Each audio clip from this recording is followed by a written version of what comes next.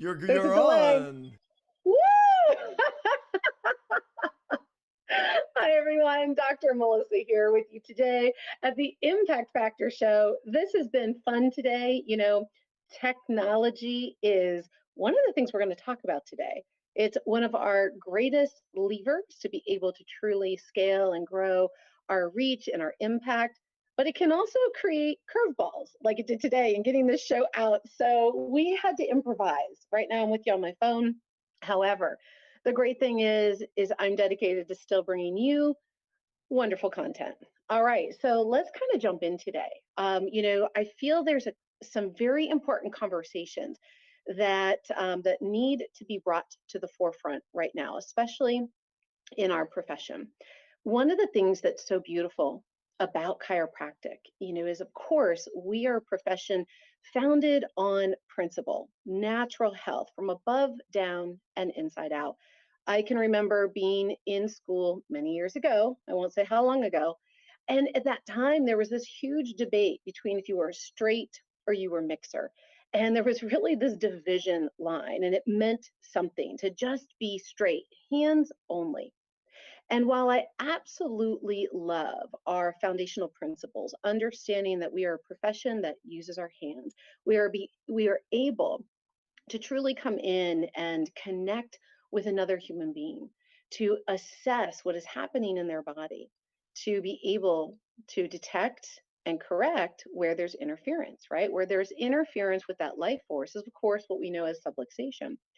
And this idea of removing the interference and allowing that life force, that innate intelligence to kind of do what it does. Well, of course, that's what we're based on. But we are now living in a really interesting modern world, are we not?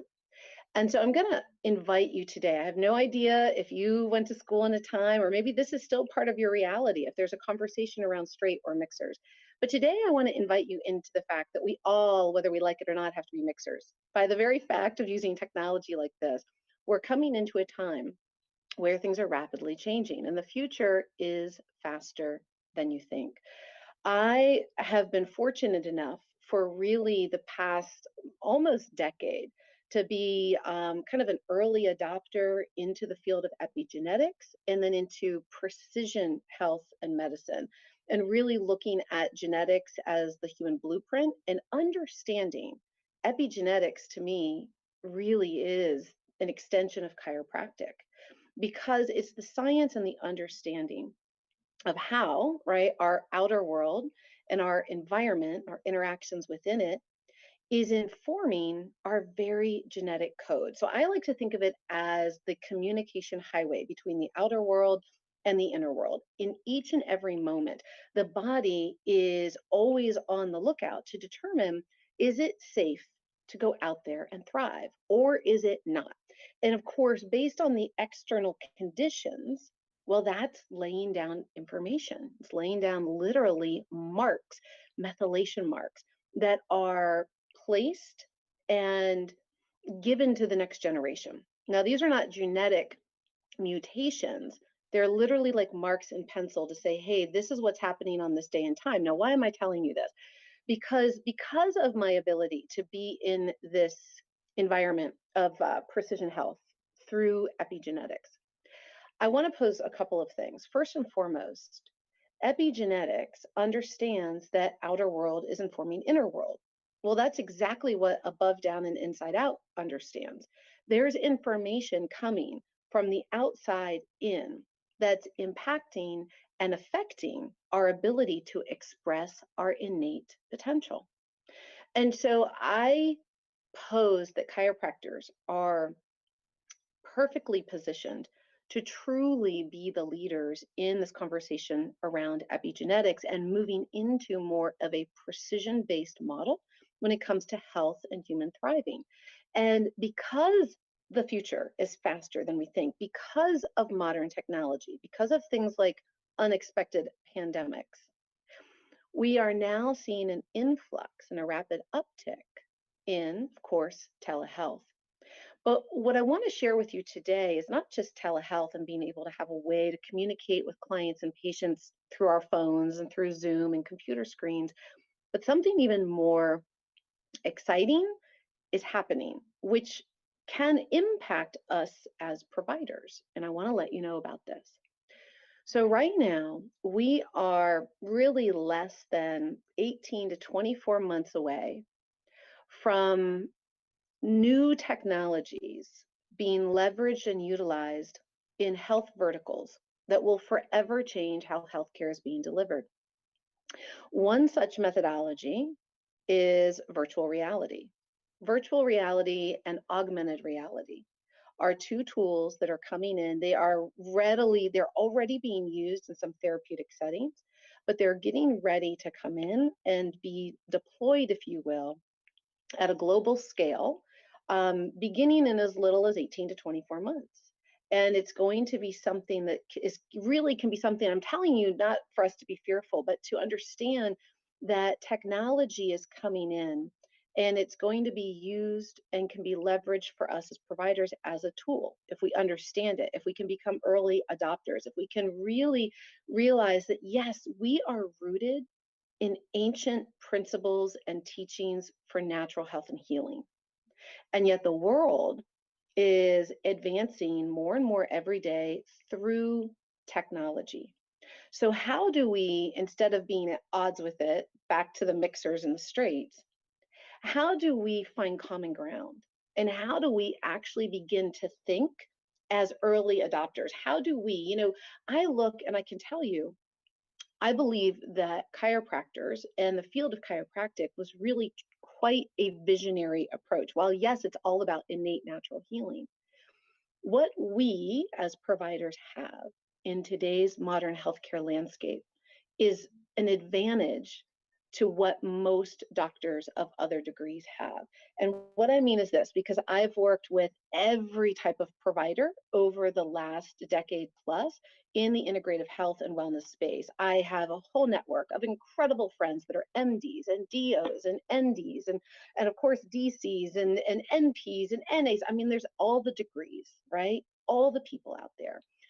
But if a provider has come from a traditional allopathic teaching background, they don't quite understand innate healing, right? It wasn't part of their vernacular. It wasn't part of the philosophy of what they were taught. It was more input output. And so if there's a symptom, then there's a pill, right? If you have this, you're going to give this. And modern science has had to, or rather, allopathic care has to kind of be that way. Yet, the truth, and when I say chiropractors were visionaries, what we have always understood, even if well over 100 years ago, the diagnostics weren't there to validate it, there was a knowing that, wait, it's more than just one input equals one output. This system is dynamic, it is complex. And so now where we're at, I'm going to keep kind of stay with me. I'm weaving these elements together and I'm going to give you some thoughts to consider about how you can really look at your own opportunities as a doctor of chiropractic to really leverage technology to continue to be a trailblazer, to continue to go out and really be the leader, not only in your local community, but on a larger level if you choose.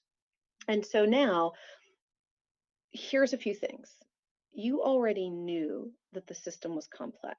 Most allopathic clinicians and physicians don't really understand that. It's not until they go out into practice and they do one input equals one output, and they recognize, well, the pills aren't actually correcting the ills. And so then they have to give more pills and more pills. And of course, there is no lasting solution, right? And so it's when they go far enough down that path that they become disillusioned that they kind of pull back and say, well, wait, what's really going on here? And I will tell you, and of course, you probably know this, more and more clinicians of all backgrounds and types are understanding that this human system is complex and dynamic, and there is more than just even a single adjustment doesn't allow for all of the inputs. That single adjustment does remove interference. But where did the interference come from? Where is it present in their daily lives, in their environments? And what is impact, the full impact that that subluxation, and many of us have people that come back again and again and again, so there's chronicity. Well, why are there chronic subluxations? Why is there chronicity of who's showing up in our practice? And this is, again, the science of epigenetics. It's the fact that we are complex bioinformatic organisms, that a single input does not create a single output. And this is actually good. This is actually good because you're going to be able to leverage this in a way that can take you into the virtual space. It can allow you to use tools like AR and VR. It can allow you to create more of a precision model within your current practice. So stay with me. I'm going to continue to thread this needle for you. And as we're going, I don't know if I can see questions, but if you guys have them, I'd love for you to drop anything in the chat. If there's something specific you want to know about, then I would love, love, love to be able to have some kind of dialogue with you. If I'm not able to answer it here live right now, of course, I will absolutely come back and communicate because I'm all about wanting to make sure that you, my fellow peers, have this information and these resources. So let's go back to kind of where we're at. So obviously, more over the past year, right? Telehealth has really increased. And people are not coming in as frequently. People are still coming into our practices. But people are now understanding, well, wait, is there something else? Is there another way? And so when we realize that what major companies are doing right now is putting literally billions of dollars into leveraging technology so that healthcare can become, instead of a one size fits most, into precision. So let's keep going down this lane of what's coming with the future is faster than you think. I'm going to connect it back to the epigenetics, and I'm going to connect it back to your office. So with the understanding that our genetic code, the fact that we can now order a 23andMe test kit, and we can get back information on our very genetic blueprint. Our blueprint is potential. It's not our destiny. Just because you have the code doesn't mean the code expresses. What informs the code are the signals from the outer world, all these myriad of inputs, not a single input, but all these inputs, right? From the air we're breathing, the foods we're eating, the relationships we're in, the bed we sleep in, the products we put on our skin, the quality of our air outside, how much sunlight exposure we get, on and on and on and on the list goes. Every millisecond, there's inputs coming into our system that's informing our genetic potential. Now, this is where it gets super interesting. So in the field of advanced science and future is faster than you think, what's happening right now is that you may or may not know, but there are things like gene editing and gene therapy, where literally research dollars are going into looking at genetic mutations being able to take out part of that code to completely eradicate. Like sickle cell is one of the very promising genetic diseases that within really the next 5 to 10 years, we're going to be at a time where gene editing is going to be very normal. And it's going to be part of kind of a clinical solution depending on how children are born into the world. So we're going to have things like CRISPR at our fingertips to be able to look at working with that genetic code. We have nanotechnology that's coming in that literally, I mean, it really is, it's so fascinating, the things that are coming, but nanotechnology is going to be able to go in. So right now we have wearable technology, things that we wear on the outside of our body. Maybe you use them, maybe you don't. More than 526 million people use wearable devices. Wearable devices to have a better understanding about what's happening in their system. And what I personally love about wearable technology is it's an interface between the outer world and the inner world. So think about how many people have zero awareness, right? Or minimal awareness between their head and their body. Like they're in denial that they're stressed. They're in denial that there's anything wrong, right? Like they're in denial that they're exhausted, that they're beating their body up and wearing it down, which we know as doctors and clinicians that if they keep wearing their bodies down, if they don't take the time to rest and reset, right, healing cannot occur. So they come to you saying, hey, I hurt, give me an adjustment and fix me. And they expect you to do it in 1 or 2 or 3 visits, but they're not willing to take ownership over their own health. You are not the person that's supposed to fix them. They have to become empowered and engaged and an advocate to their own health, which is what wearable technology is now able to do and facilitate. Because their brain, they may be in denial to themselves, but the moment they look down at their wearable tech and they see their HRV stress score, and they're like, holy crap, I didn't think I was stressed, but I'm really stressed. They see their oxygen saturation, they see their body battery, and they cannot deny the fact that they're not recovering, that they're not getting deep sleep, right? They're not getting these essential ingredients that are important to you as their doctor to be able to leverage and educate on so that they can do more than take 2 steps forward and 3 steps back. You are not here to just be a symptom manager, right? As a doctor, you are a teacher, you're an educator, you're a guide on this process, not just of healing, because we've been living in a world of surviving and just getting by, of symptom management. And most of the dollars, when we look at the pie of healthcare, the majority of the dollars are spent on the 20% of the population that has sickness and disease. The 80% that is not yet in sickness and disease, that is saying, hey, what's out there for me? There's very little right now that's actively out there for them because all the dollars are spent on sickness and disease. But guess what? There's a larger piece of the pie that doesn't want to become sick. They don't want to become diseased. And they're also not buying into the story of maintenance and prevention. I don't want to, like, who wants to think about preventing a heart attack? I'd much rather go out and be unstoppable. I'd much rather go out and be vital and vibrant. I want to be optimized. I want to be at my peak. So the narrative and the story that we have been sharing for so long as clinicians, it's not resonating anymore. So there's a big mismatch. And this 80% that doesn't want to get sick and disease, there's really no path for them. I want you to think about that.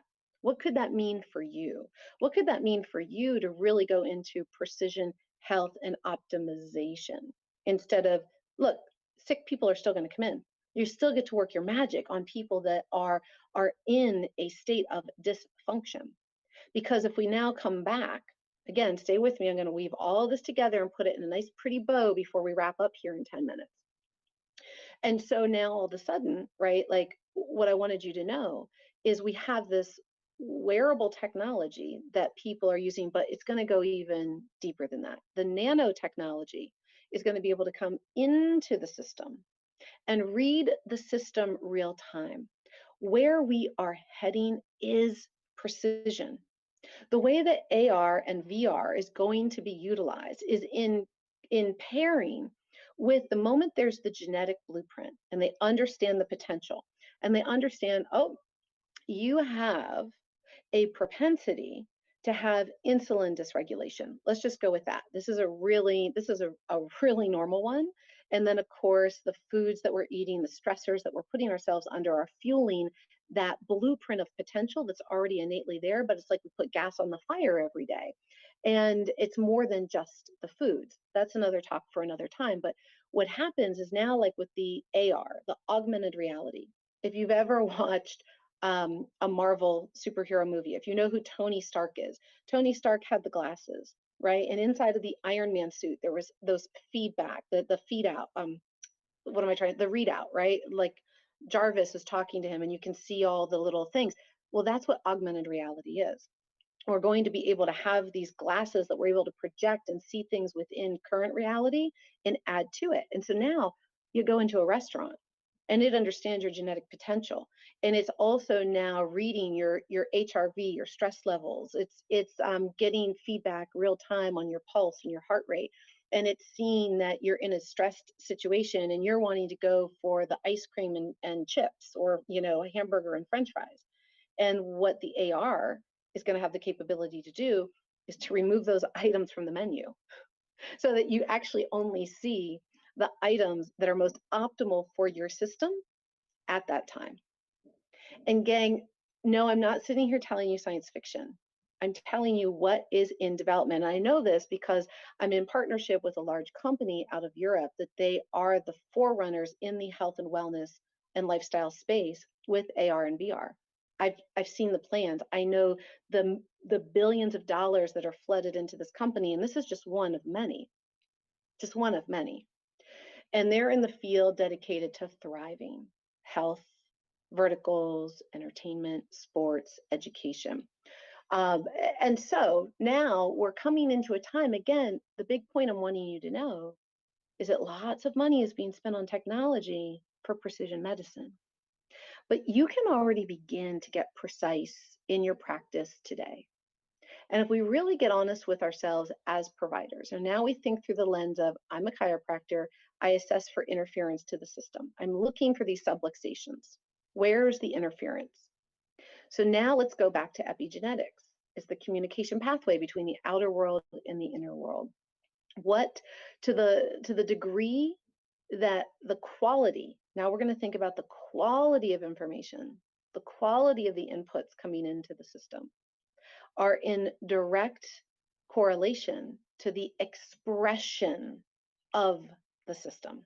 Okay, the expression of the cells, of our biochemistry, of our nervous system, of our parasympathetics and our sympathetics, of our neurotransmitters, of our hormones. It's all in communication. And yes, we work with the spine, that pathway between brain and body.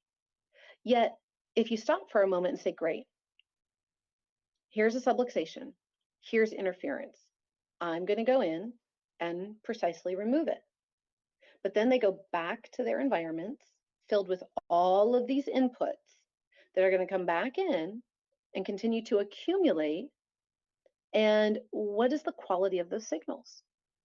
Meaning, how is their daily life informing their very expression of sickness and disease, of balance and homeostasis, of health, of thriving, flourishing? There's a scale from unbalanced all the way to enhanced.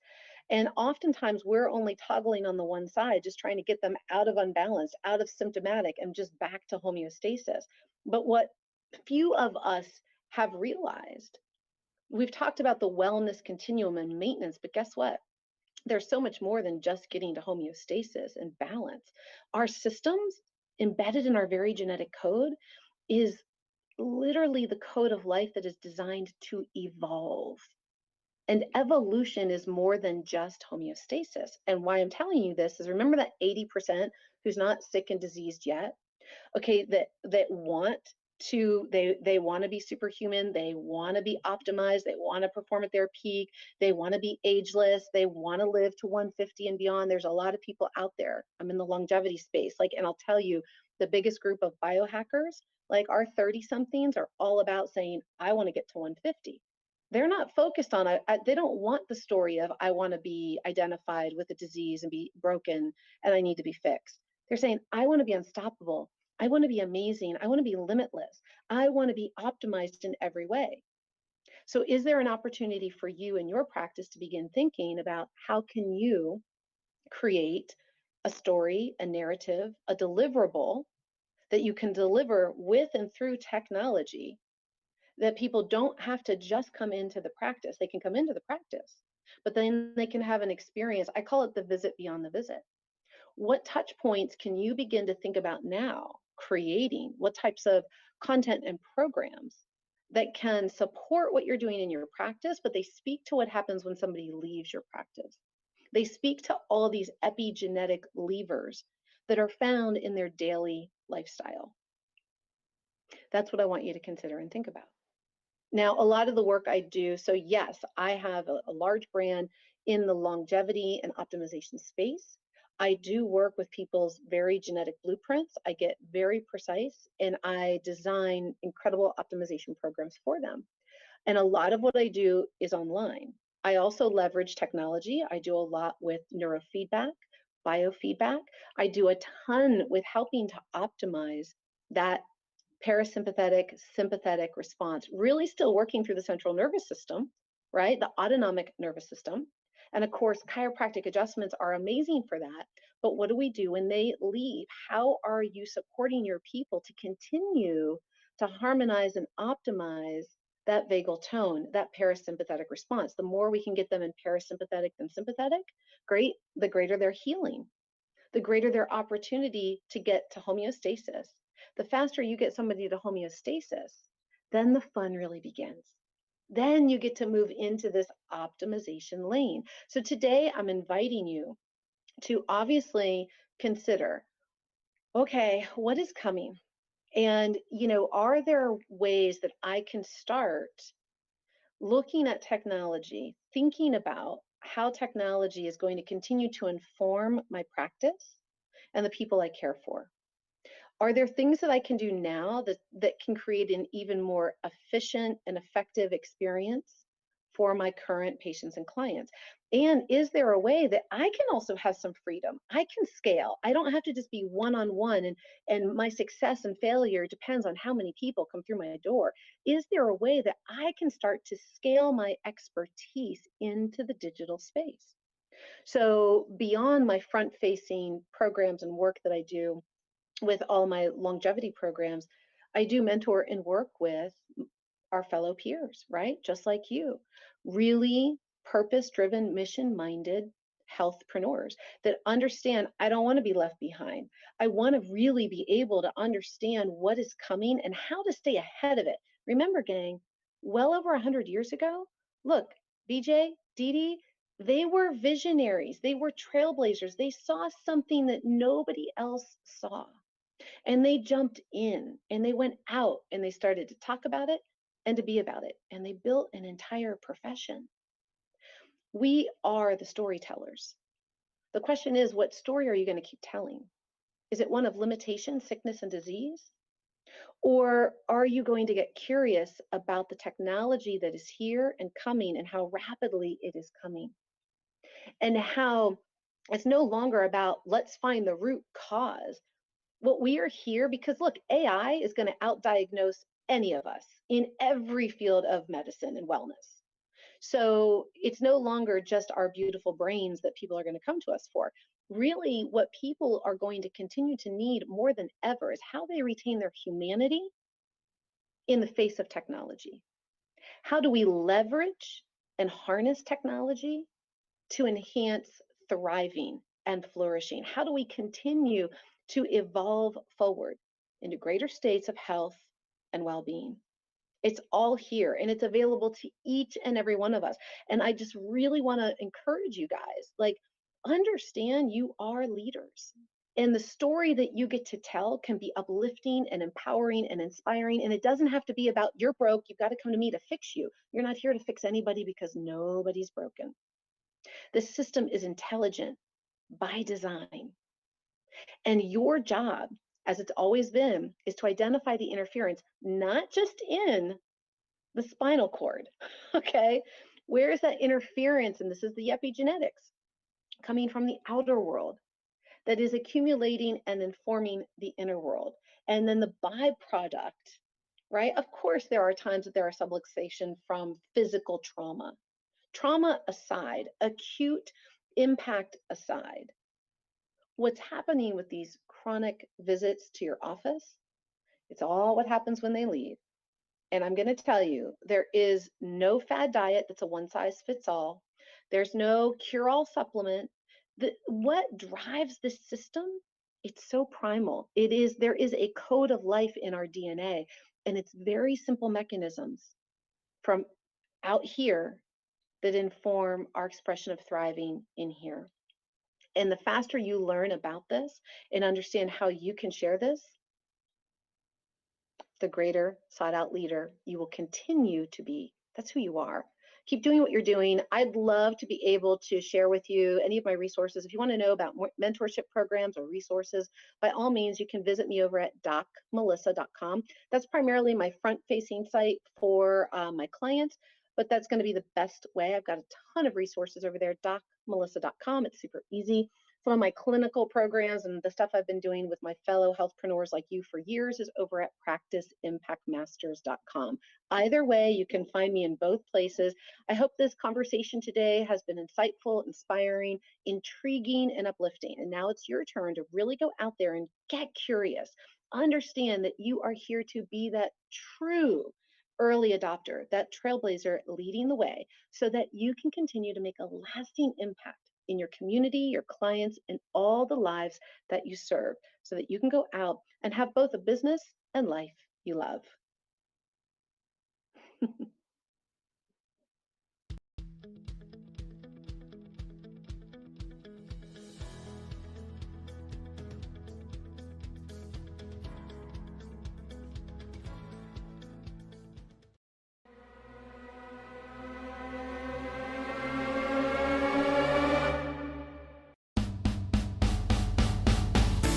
Join us each week as we bring you the best in business growth, practice management, social media marketing, networking, leadership, and lots more. If it's about women in practice and business, you'll hear it here.